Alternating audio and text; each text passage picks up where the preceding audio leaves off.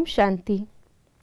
आज 4 जून 2023 है और आज की रविवार की अव्यक्त मुरली जो हम सब बच्चों ने सुनी, उसमें बाबा ने हमें गुण स्वरूप बनने के लिए कहा, शुभ भावना सबको देने के लिए कहा। जब हम गुण स्वरूप होते हैं तो नेचुरल ही जो अवगुण वाली आत्माएं हैं, जिनके अंदर अभी तक वो गुण नहीं आ पाए हैं बाबा के, उनके प्रति हमारी शुभ भावना होती है। इसी को बाबा ने आज मुरली में विश्व कल्याणकारी आत्माओं के लिए कहा, विश्व परिवर्तन आत्मा कहा। तो ऐसे ही कैसे हम दूसरी आत्माओं की मदद कर सकते हैं अपने स्वमान से, क्या हमें करना है और किससे हमें बचना है, जानते हैं आज के बाबा के अव्यक्त इशारों से। यदि कोई पुरुषार्थी अपनी कमजोरी से या अलबेलेपन के कारण नीचे गिर जाता है, अर्थात अपनी स्टेज से नीचे आ जाता है, तो भी आप स्वमानधारी पुण्य आत्मा का काम है गिरे हुए को उठाना, सहयोगी बनाना। स्वमानधारी के संकल्प में भी यह नहीं आ सकता कि ये तो अपने कर्मों का फल भोग रहे हैं, करेंगे तो जरूर पाएंगे। यह भी रौब अथवा अहंकार का अंश है जो स्वमानधारी आत्मा में नहीं हो सकता।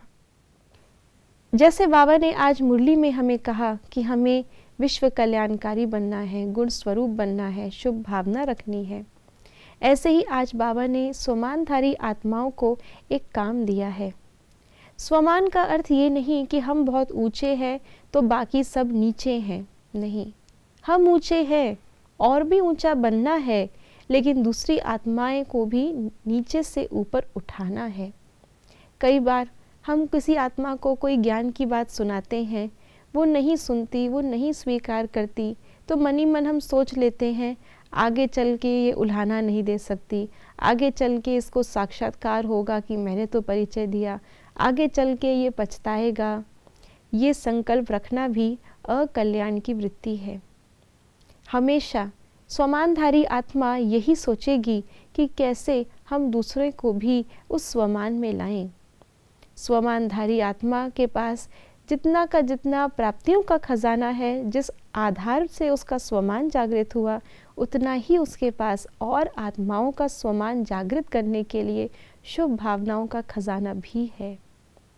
आज बाबा ने कहा कि किसी के लिए हल्का सा भी अकल्याण का सोचना, या जब उसके साथ अकल्याण हो रहा है तो उसको जस्टिफाई करना कि ये तो अपने कर्मों का फल भोगेगी ही ना, ये तो होना ही था। आज बाबा ने इसको भी रौब कहा। रौब भी क्रोध का अंश है और क्रोध हम सभी जानते हैं विकार है। तो अगर किसी के अंदर ये संकल्प आता है तो भी वो संपूर्ण निर्विकारी नहीं है। इसलिए अपने श्रेष्ठ स्वमान में रहने वाली आत्मा हर एक को उस सम्मान की दृष्टि से देखेगी और नेचुरली ही फिर सबका सम्मान प्राप्त करेगी। तो अगर हम ज़्यादा पुरुषार्थ नहीं भी कर पा रहे तो भी अगर आज की मुरली और आज के अव्यक्त इशारों को ध्यान पर रखें तो बस गुण स्वरूप बनना, शुभ भावना रखना और अपने स्वमान में स्थित होकर के सबको वो सम्मान देना, ये अपने आप में विश्व की सेवा हो जाती है।